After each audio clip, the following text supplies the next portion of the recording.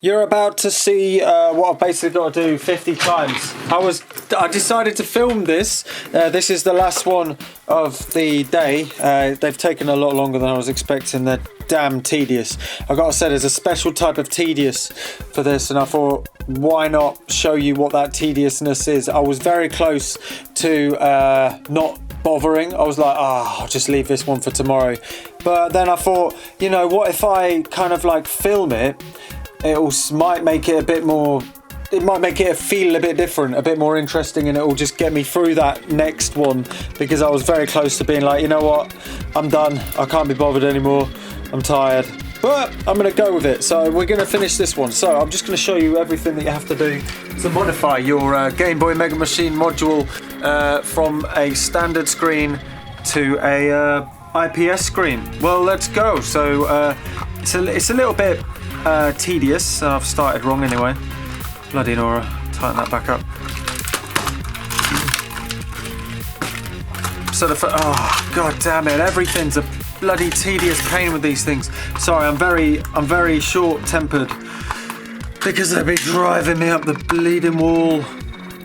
Right, so you start by taking the back off. Oh, flick that over. It's a bit fiddly. This bit for now. Unplug this ribbon cable. That is for the. This is for the controller connector. This is the ribbon cable that controls the keyboard. I may as well, whilst I'm at it, actually remove this one as well. I've been trying to figure out a quicker function, and I may very well do it like a factory line, like do all of the same jobs one, and then do the next jobs, because doing it this way. Oh my god, today's just been tedious. It's not that they take a long time or they're necessarily difficult, it's just that they're a little bit tiring and taxing. Maybe because like, I found the 1000 oscillator Megadrome, it wasn't as taxing as this, because the jobs were relatively mundane and quick, you know, just soldering over and over again. It was reasonably therapeutic. But this thing requires a bit more thinking, which makes it a little bit more little bit more tedious. So we just take the front off.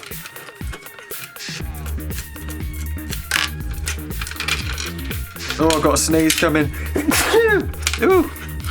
Don't know where that came from. Right.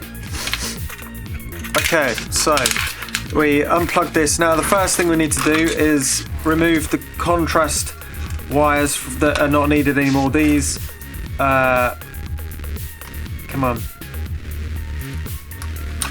These we don't need, and this knob we don't actually need anymore. I need to think of something fun to do with that knob, because right now it isn't required. Okay, turn this around, remove all the screws.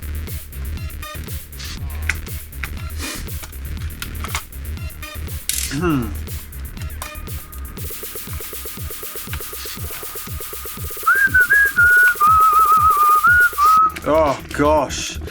It's already... Right, come on. The first couple were pretty fun, I've got to say, yesterday, but it's just keeps on going. I had a very difficult one earlier that just kept on not working when I was testing it. It took like about 3 times as long as it should have. It's just an introduction of what's to come for the next, I guess, week of my life. Just doing this. Right. So there's 2 small screws on the front that hold the actual screen in.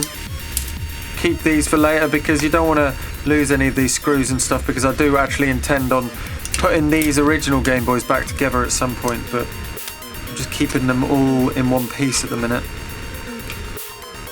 Oh, gotta get the back screen off the old screen, and then you gotta unsolder this. Remove, put aside, take this wire from this little hole because it was going through to the backboard, and now this is free. Say bye-bye to this screen. This will go in storage until I get another backboard for them, and I can put them back together for other projects. And then there's this you need to hot glue. So we've got the back light. This is the original backlight. Hot glue it about here. Oh god, no. Yeah, hot glue it about here. A bit of hot glue underneath this little tab to stop it from moving around. Oh, ow, ow! Burn my fingers on the bleeding hot glue. Wait for it to cool down a bit, and then now you've got to solder these wires, which were originally connected on the other side of the Game Boy PCB. This is to the back of the board, so black to minus, white to plus. And then after that, put that aside, make sure it's alright. Bit more hot glue on the top, just to act as a bit of a support, and also a conductive, an insulating barrier between these and the circuit board that is above it from the screen. And then you wait for it to dry for a little bit. This you gotta just sit and wait. Actually no, I don't need to. I forgot. I put that aside. And we go over to this. Now with this one, we need to remove these two screw tabs at the top. Bloody Nora.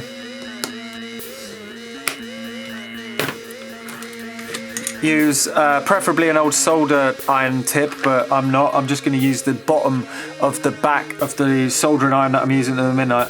But don't use the end, because then you'll break your soldering iron. This is just to smoothing it off. There are many other ways of doing it. I just found it quick. I have got a reasonably knackered solder tip, so I figured why not. After that, they're too flat. Then we get so we got this, which is a 3D printed mount for the screens. Funny Playing actually now have injected molded versions of these, which are perfect, and you won't need to do this next step, which is cleaning up the 3D print, because it's a shoddy 3D print of it and it never quite fits the screen. So I'm taking these, they've put in these tabs and I've got to remove them because it just doesn't seem to fit otherwise. I've just got to clean it up. I found the best way to print this was high speed on a low spot. Standard and high detail kind of prints seemed to shrink, and it was harder to put in the actual case. They're not the best things in the world, and maybe I optimally got it set up for these thin prints. Whatever. I just can't wait. I can't wait for a parcel. I can't wait to order 50 of these in a parcel from Funny Playing. Then you get one of the screens. This is a very fragile thing. I've actually broken one doing this. I tried squeezing it in a bit, bending it in, and it just went snap. So you've got to be very careful. If it doesn't quite fit into this mold, then make sure you file the mold down. Don't push the screen in, or you will hear an almighty crack, because they're very fragile actually. Oh, nearly forgot these holes as well. Open them up a bit.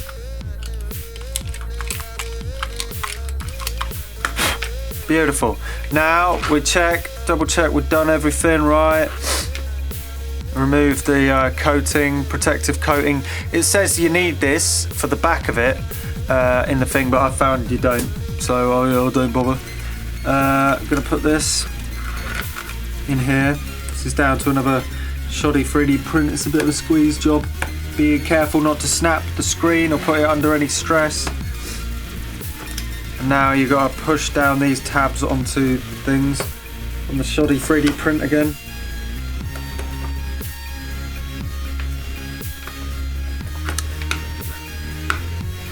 Push it in. Oof, being careful not to... bloody Nora. The screen's popped out. I might be alright though. Just a bit of a squeeze.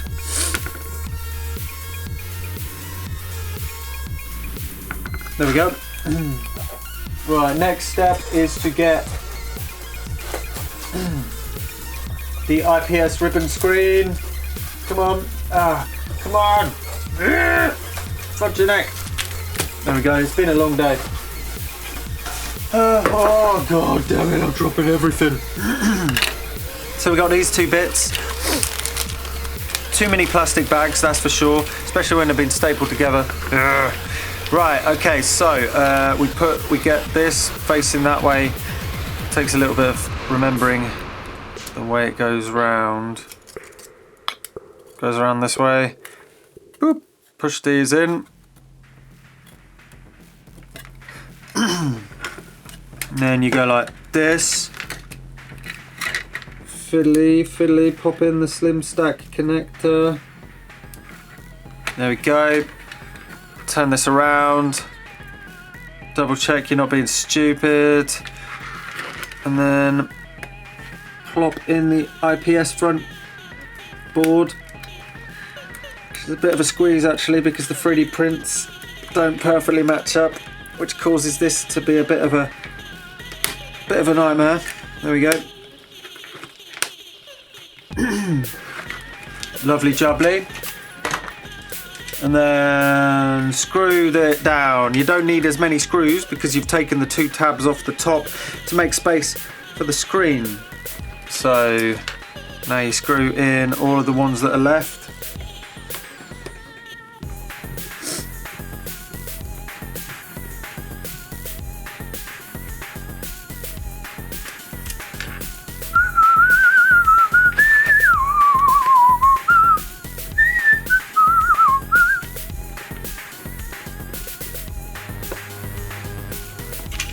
I'm quite happy, I'm quite glad I'm filming this because I'm doing it at a bit more of a pace than I was. I was a little bit lackluster with this.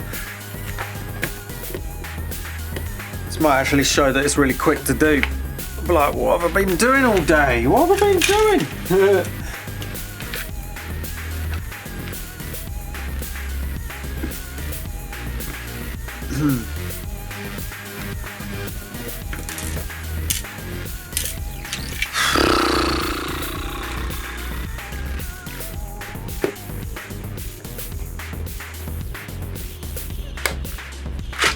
Oop. Where is another screw? I'd ever put them. That one should do. Nope. I've run out of screws. That should be alright. Right, put in the ribbon. Oh, no. I forget this part every time. Now you get the screw, the Stanley knife, you find the trace that you need to cut. Give it a good old cutting.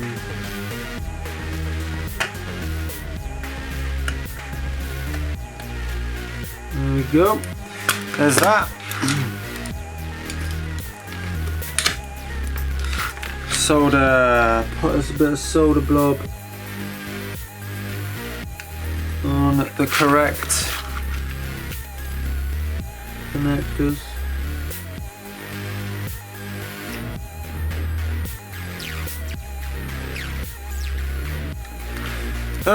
And then you get a 10k resistor. Actually, I'll get up and get the 3 components that I need, which is two 10k resistors and a 2N3904 transistor. Right, and then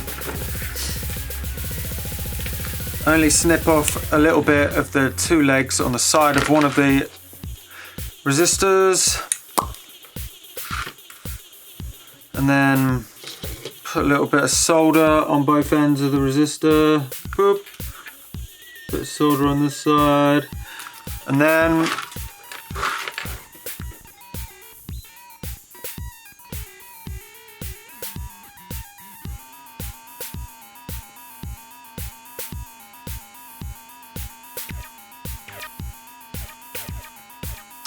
why isn't it sticking? Yeah, it's always has to be awkward, the one that you film, doesn't it? Like flux would be useful right now, but people are getting to order any. So you gotta be super careful.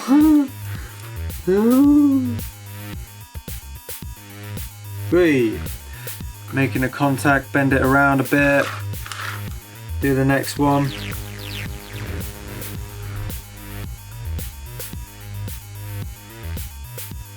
Should be a bit easier that side because it's actually bigger.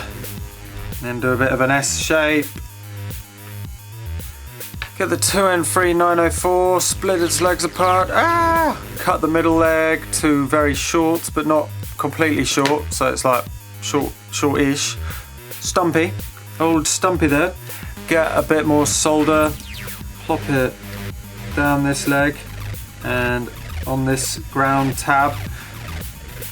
Pop it on the transistor as well. And then you do this. Then the transistor, whoop. Make it nice and roomy. You need a bit of a gap in between the whole thing.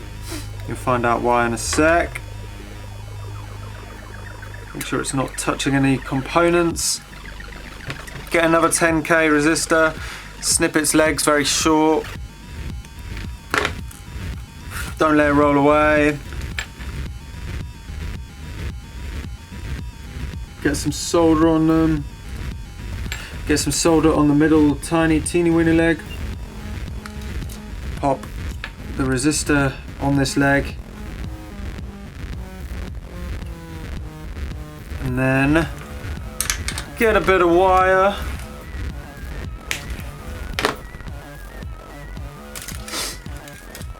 And solder the wire to the end of the 10k. Lovely jubbly. And after that, just make sure it's nothing's touching everything, everything's isolated from each other. Get out the hot glue gun. Just plop a bit on it.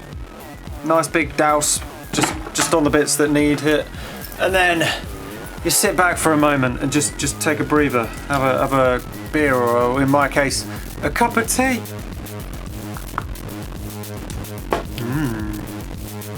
Oh, is that chocolate? Ugh, I'm not eating that. Actually, whilst this is drying, it's a good time. Oh, make sure you didn't, bloody moved it all. Okay, so just let it dry. It's always good practice. So whilst it's drying, I'm just gonna double check and see, I've already found one. If there's any dry contacts or anything on your old soldering from about a year ago, which is not as good as it is now. Not saying that it's good now, but looking at this, wasn't as good back then. I think it's because I had a soldering iron that didn't have a temperature gauge. Oh, the difference is when I just turn up the temperature a bit, it just makes everything so much easier. Anyway, so I'm just waiting, looking at that hot glue whilst I'm doing this. Just waiting for it to dry. Get a nice opaque look to the glue. Whilst I'm doing that, I'm just running through these.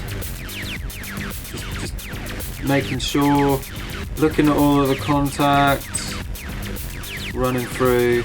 Just because a lot of these have got some intermittent problems, so I may as well just run through them. Oh, that hot glue gun's the hot glue's nearly dry.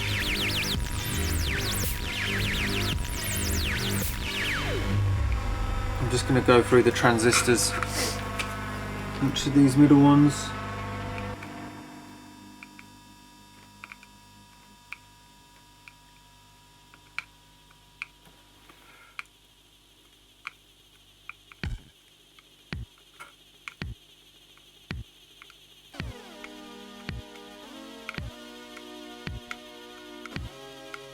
And then, okay, cool.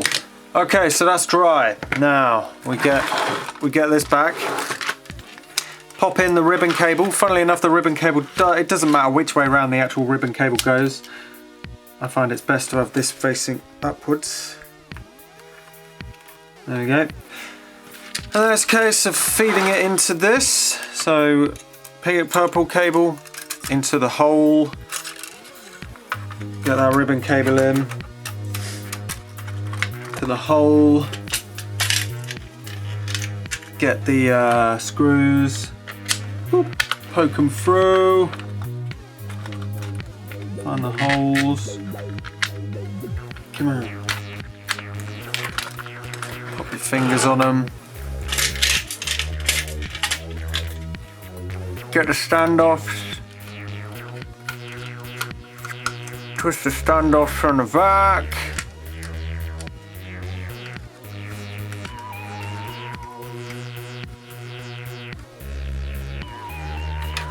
a quick thing I'm going to mention here actually. The new screens actually come with a screen that's got a bigger hole, a bigger screen in it. The problem is this is plexiglass, and if you look closely there, I need to, in order to fit the mounting hole here, I need to cut a bit of the screen. The second you cut this, like, what is it? It's stressed glass. It just shatters, so I can't use these the new screens. And you can see I've already got a bit of dust in there. That is really annoying. I should have cleaned that up. Oh well. Right, now this is all through. Ooh. Just have a quick look here, see if you've got everything wired up right. It's a bit sketchy actually.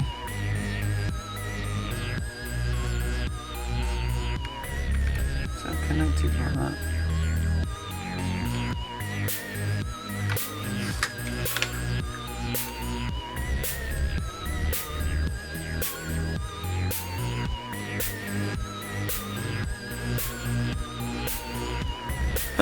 Whatever. Right, and now I'm gonna turn it around, and then I find the best way to do this is to twist your arm around like this, and then go like, then you push it in. I was having a tough time. Nope, I've done it wrong again. So I have to, it's really awkward this. So I twist my hand around. No, yeah, I twist it like this, just like that. Oh, well, no. Yeah, because my finger gets in the way that way. So I need to twist it around like that. Come on. Get in there. Yes. There we go. Line up it all again.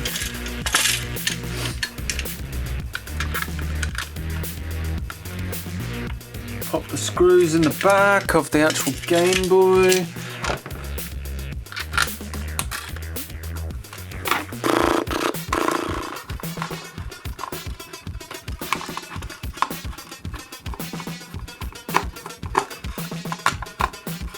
Right, that's that, have a quick look around, see what's going on, see if there's any Uber problems, and then, and only then, we get a switch, one more switch,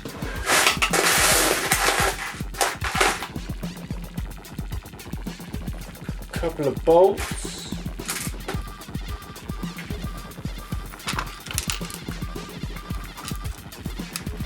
Get the switch.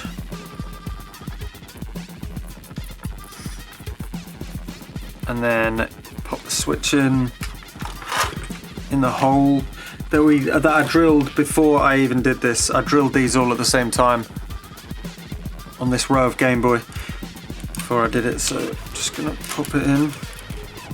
So these Game Boys now have a 3-stage boot up sequence. This is if for instance one of them accidentally crashes whilst you're playing, you don't want to just turn the whole column off, so you need to isolate the Game Boy, turn it off, and then you can turn it back on. I'll show you that at some point. So okay, so the boot up sequence is slightly different now, so I need to move these two red cables, which are actually the power to the Game Boy. Get these off this switch and pop them onto this switch.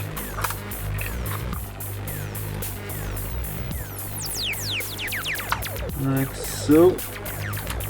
Get a bit of solder. A bit of solder on this.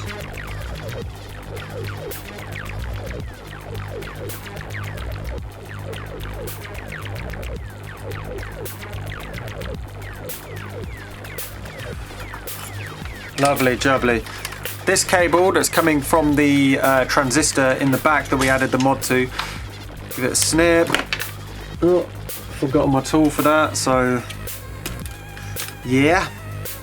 Solder this onto here.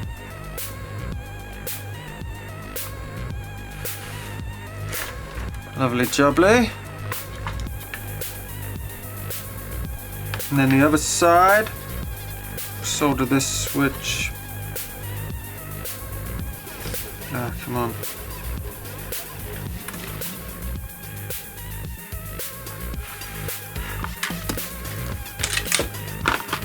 shorten this a bit. Forgotten the tool. Now, there is, annoyingly, this is an afterthought of when I designed these little circuit boards. So basically just got to solder it onto a pin. It's basically the same pin that sends 5 volts to the relay, to this relay here, that turns on and that isolates the CPU, which in hindsight I probably I could have done a different circuit, but we all design. There's many ways of skinning a cat. Well, that's that. Then we turn it around, have a look at it, make sure it's reasonably neat. Then we mount this, tighten these up.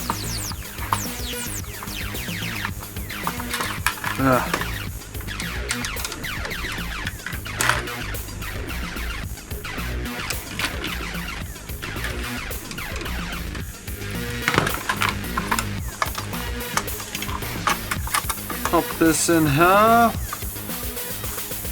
Ah, come on.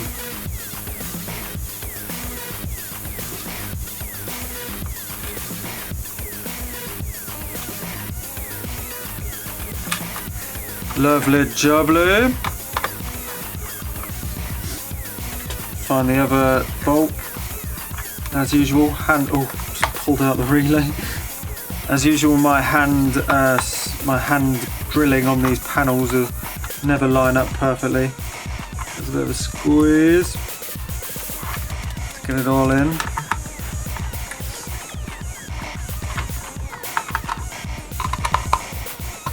There we go. Right, feed this through here. This is for that's the controls. So that's what talks to the actual buttons. Power goes to this. There's little labels on this yellow thing, CPU board, and this one, which is the link. There is a cartridge connector. This is going to connect to this cartridge selector switch, so you can actually select the different ROMs on the cartridge from the front of the Game Boy, but I'm leaving this off because I need to build the actual module for this to select that before I can have it plugged up, or it actually causes problems, I found. And then I've noticed this could be a little bit more tape on this. These 2 cables are also afterthoughts after this was designed. So it's like, this is the thing with something as big as this, is you just you design it as you go, and the problem is it's sort of like a car. There's all different types of connectors and stuff. I mean, if I was to design it again, I mean, yeah, I would probably build this and then design it, because yeah, there's loads of things. Now, that has surprisingly been quite quick. That was half an hour, actually. That's not that bad at all, and filming it has actually made it a lot more enjoyable because I had something else to focus on. The other ones, reasonably lucky with this one how simple it was. Some of them have more inherent problems within them. But yeah, not bad. This one wasn't a biverted one. Half of them are biverted, half of them are not biverted. So there we go. That is how you modify this, and I'll see you tomorrow, and hopefully I'll have more of these done. I'm hoping, well, I have 12 of them done. I'm hoping that maybe by the weekend I'll have, well, I'm building it in a way that I'm doing columns instead of rows. So I won't be able to just say bottom ones are done, top ones to go. It's like in rows now. So I've got another, how many more rows have I got?